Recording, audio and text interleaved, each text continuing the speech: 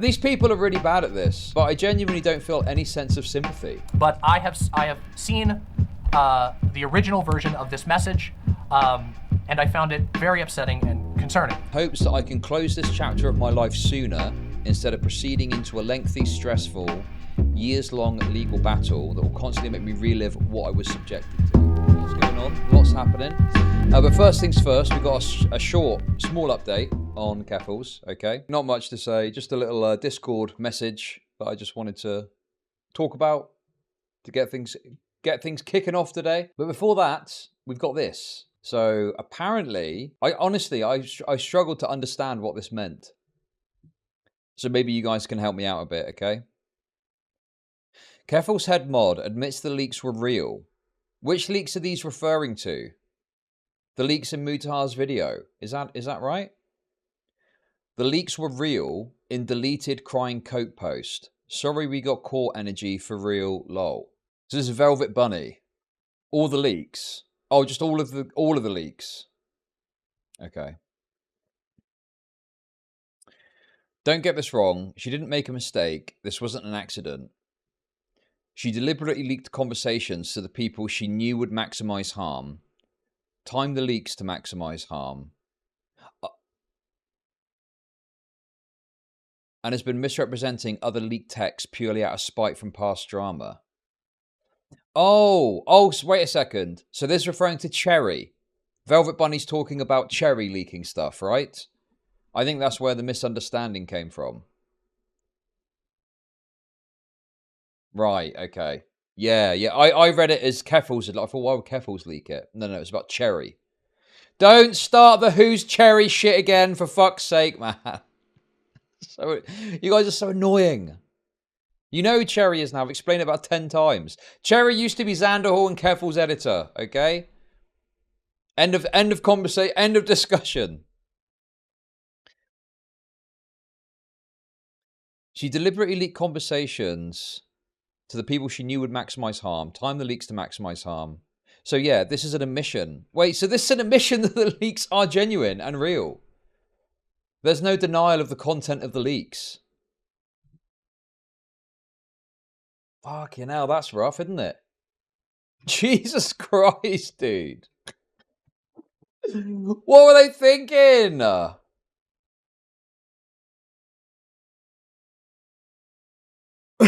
These people are really bad at this. But I genuinely don't feel any sense of sympathy. Because it's like, yeah, you know, you've been running your own gay ops poorly.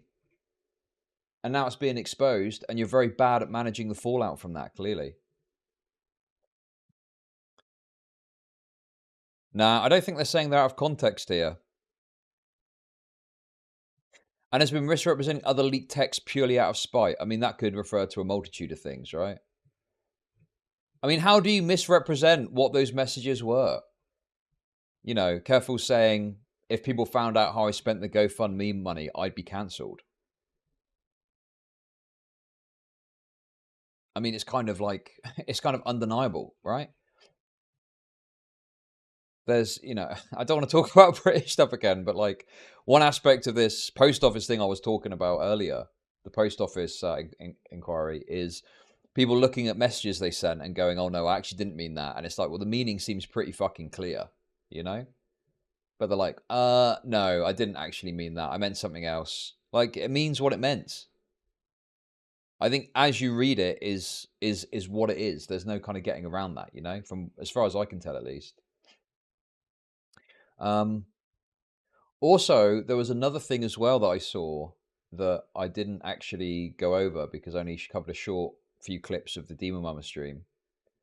But Demonmama also spilled some more tea here, thanks to Kiwi Farms for this. The first incident I feel that it is necessary to discuss is the topic of doxing. There was a server that has recently been talked about that contained a number of people as members of Keffals' community that functioned as basically a dirt digging community. This was at least for a while, a secret server that Keffals ran with a number of her members of her team, some of which have spoken to me directly about it, two of which have spoken to me directly about it, in fact, one of which is still talking about it publicly, another of which has completely decided to disappear off the internet after fleeing Keffals' team. Now, this server was credit to the now unknown team member that did this, but this server was destroyed by an act of sabotage by a member of Keffals' own team.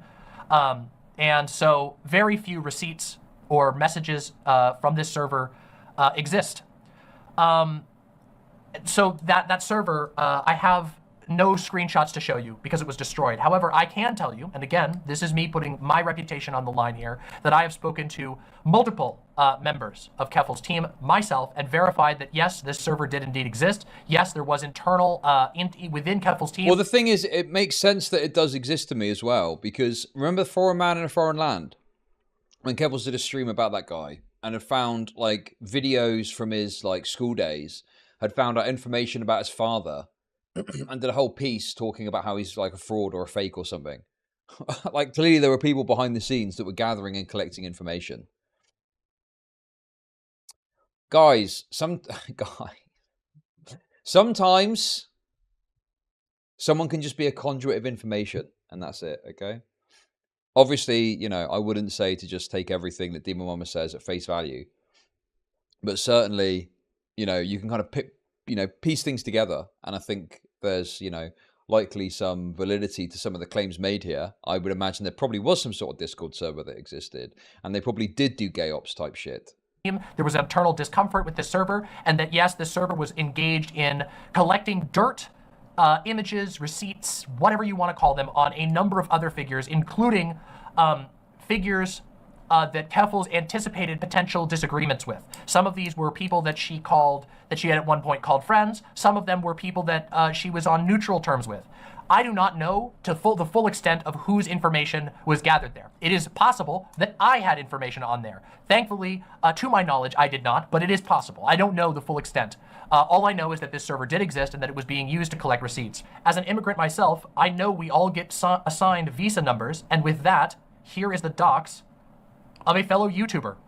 Fellow YouTuber Crazy. That was beefing with Keffals at that time. Now, obviously, Yeah, I mean, you know, that's what is so crazy about this whole thing, and this is something that people have been pointing out for ages now. But it's the fact that Keffals became the thing they wanted to destroy. Kiwi Farms Lite. Discord server, you know, posting docs, likely gossiping about people. I would even wager that they probably took it one step further than even Kiwi Farms, and were probably openly doing gay ops and shit like that. That would be my guess. But, you know, that is a guess on my part. At the very least, I think I'm on board with the idea that there was this Discord server. They were trying to find people's docs to do these drama streams that Keffals was doing like late last year.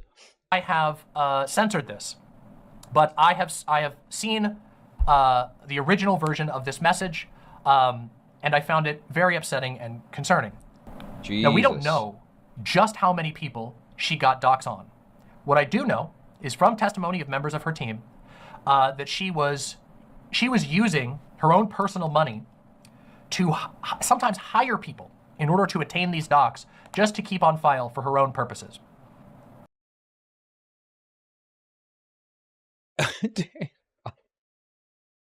We saw a kind of allusion to that in when Keffals stated that they'd hired a PI to track down someone.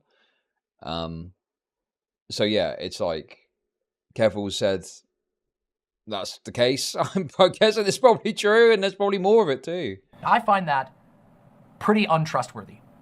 Now, and also, yeah, was it Keffals' own money or was it the 100K? I'd probably wager it's the latter, but I have no love for the YouTubers who were affected by this.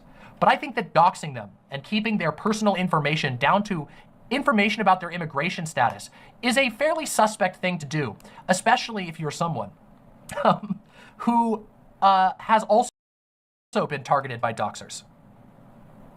And I will say that it made me feel very unsafe. And I still do to a certain degree. Now, I'm fairly confident in what I do with my stream. fairly confident in myself, and I'm lucky enough to live in a fairly safe area. But I know that it is possible that Keffals has docs on more people. We know for a fact that Keffals likely has docs on her own former employees. And that's a very upsetting thing to think about, given that she has openly admitted to members of her team, which has now been made public, that she's collecting docs on people. Credit to the guy who sat there and clicked the Demonmama stream. Well, I couldn't watch all of it because it was too much, and I just wanted to get the highlights, but I'd missed this part. So yeah, apparently Keffals is running gay ops. Running gay ops whilst trying to shut down Kiwi farms because they gossip about people and share docs whilst doing the same thing themselves. Brilliant. Brilliant. Maybe even worse, running gay ops, or, you know, I mean, certainly, like, they've clearly been kind of like this whole Cherry stuff, I think has you know, been quite eye-opening with how Cherry's gotten treated. Yep, I mentioned that the other day when I covered the other clip, but yeah. Anyway, there we go. So that's everything Keffals related up until this new message we're going to look at now. But here it is. This is the message from Keffals Discord here. So, at everyone, I was made aware that people are stressing out the mods by asking questions about me, so I want to address something quickly. The legal case between me and the police is still ongoing, and I'm currently waiting for the tribunal to schedule a mediation. I'm currently trying to come to a mediated resolution with the police to address what happened to me in hopes that I can close this chapter of my life sooner instead of proceeding into a lengthy, stressful, years-long legal battle that will constantly make me relive what I was subjected to. I told everyone that this would be a process that could take years to see through until the end.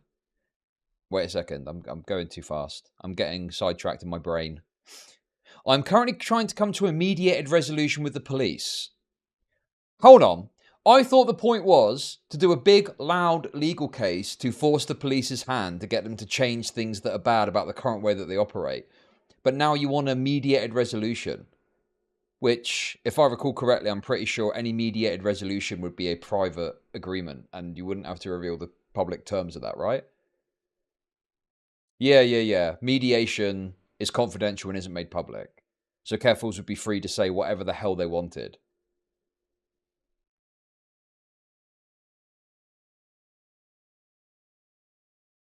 And yeah, we'll get to the email in a sec, because I think there's something big to point out about that.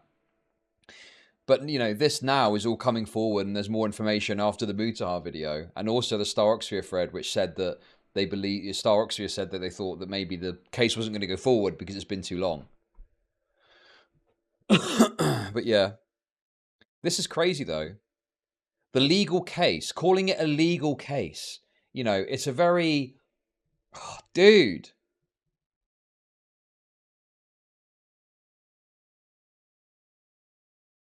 It's a very dishonest framing, isn't it? Because in the strictest sense of the terms, it's like a legal thing that's happening.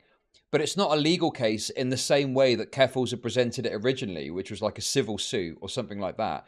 You know, where Keffals spoke about how much money it would cost to maintain a civil suit over the course of however long, you know, and that's what the money was for, and it was for a legal trust.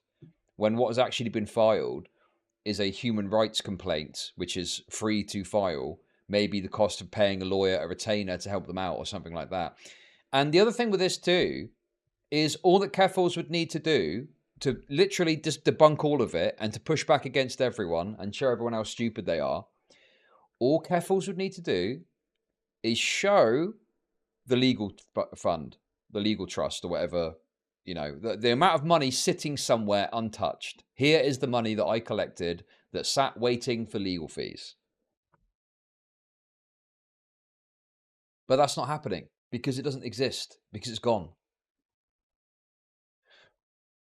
Yes, she wanted the civil case in the beginning, but after the 100k was depleted, she filed a free HRTO complaint. Yes, exactly. So it's obvious cope, and it's exactly the same. I called this out at the time as well. It's exactly the same as what happened when Keffals came back from rehab, where she basically did this thing, this big deal about the fact that she'd filed this human rights complaint. And the whole point of it was to try and dismiss and dissipate scrutiny or conversation about the 100K. Because then people would point, and this is what happened, people pointed to that and went, well, look, there's the legal action. So Keffals is doing the correct thing. The legal action is happening. And the detail and the nuance was lost of it, of like, well, it's not actually a civil suit as was originally claimed. It's a human rights complaint, which is free to file. And yes, a lawyer is involved to file it, but how much is that going to cost? A few $1,000s at most?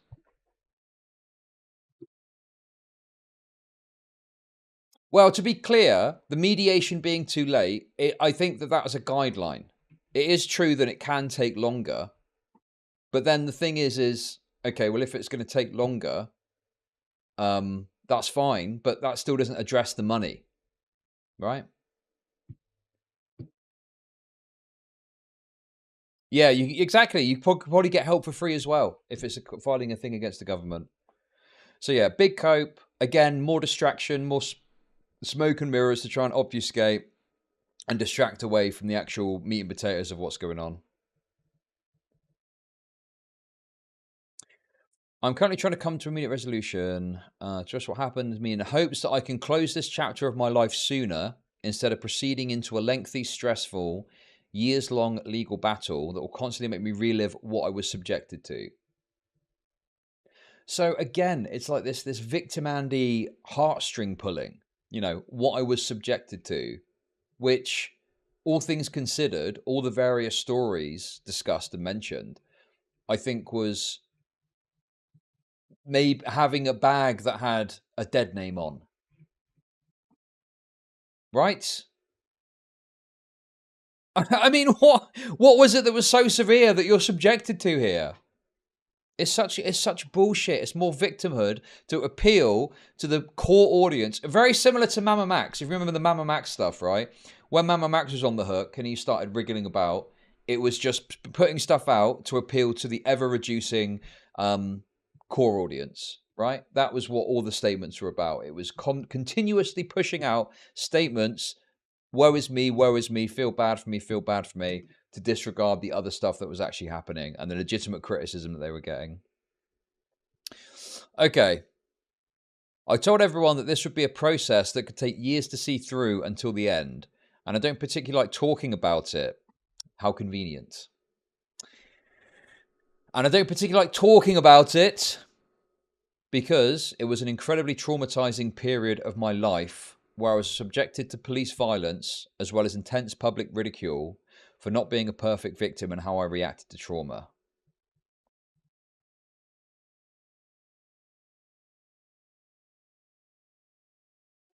So yeah, a classic line. Oh, I had trauma. My completely incoherent actions and potentially fraudulent behavior with 100K. Yeah, that was just me reacting badly to trauma.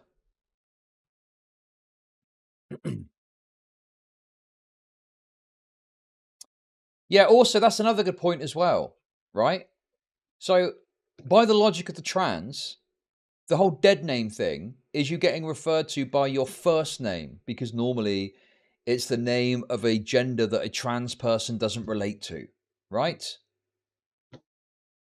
How is it really dead naming to use your surname?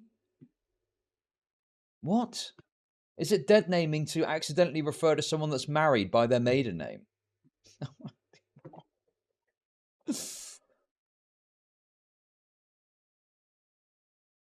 Yeah, no, I am very. This whole dead naming thing is just another way in which to promote victimhood. It's nonsense, you know.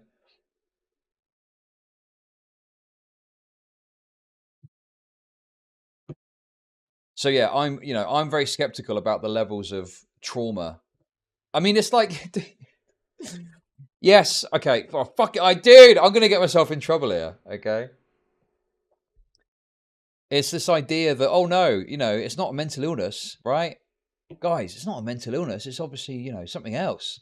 But then apparently the idea that they could be called their birth name sends them into a complete and utter spiral to the point where you can't even utter it. Even if the person, there's no feasible way that they'd even hear what you say.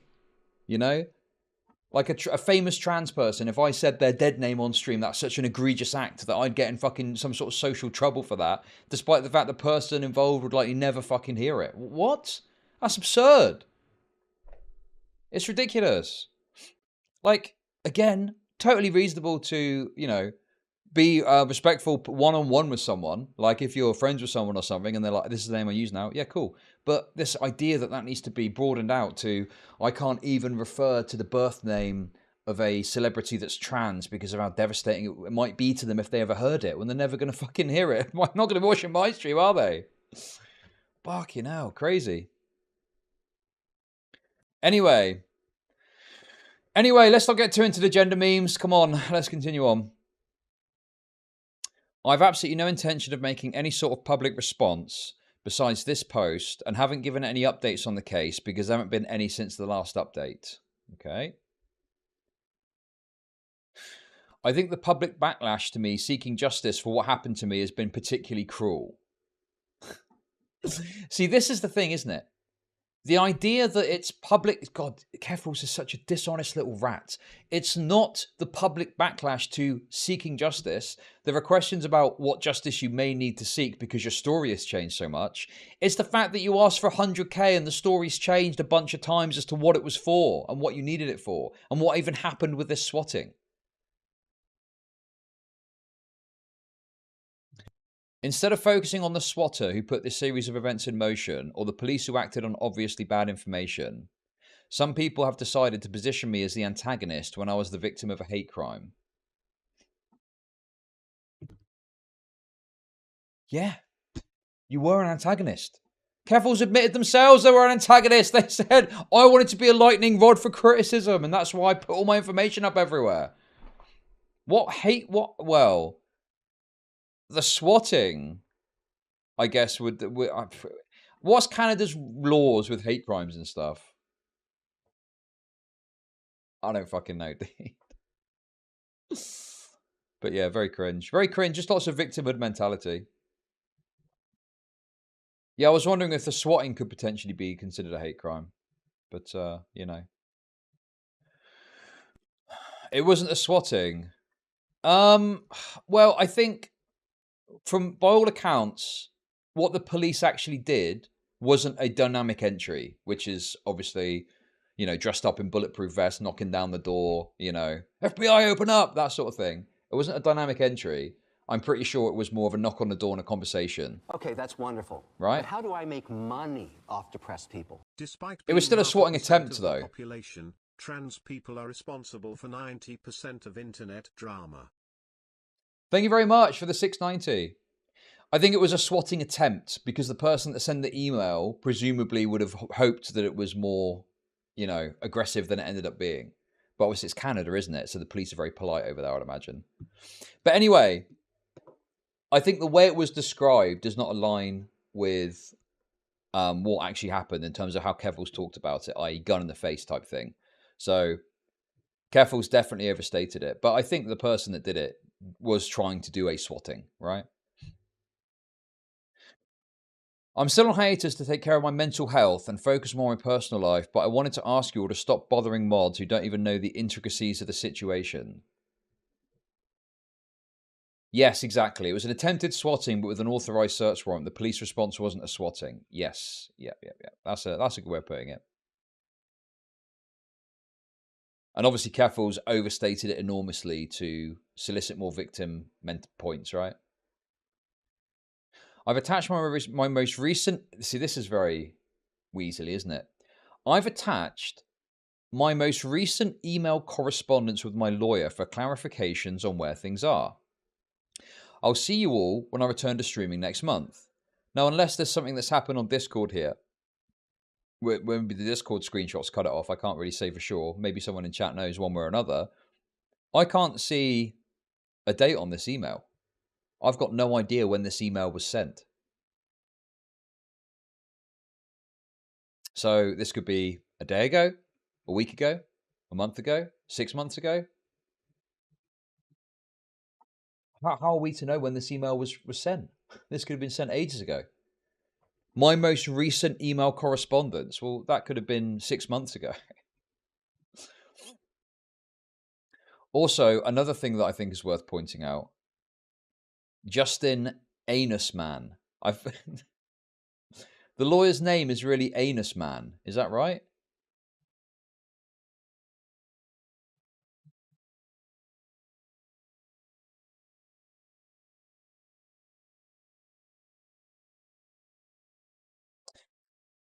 Hi, Clara. Just waiting on the HRTO to schedule a mediation. Not much to do until then. I'll write to them to see what the ETA, but they might not be able to tell us. Justin W. Anus Man. Anus Man Law. Anyway. There we go. I know it is real. The lawyer is real. They posted about it and stuff. And obviously, if it was a fake lawyer, that would have been exposed long ago by the A-logs. But it is a real guy. Obviously, the question being, do you really need to presumably pay a retainer to a lawyer to file a free human rights complaint? Is there not free stuff that's available?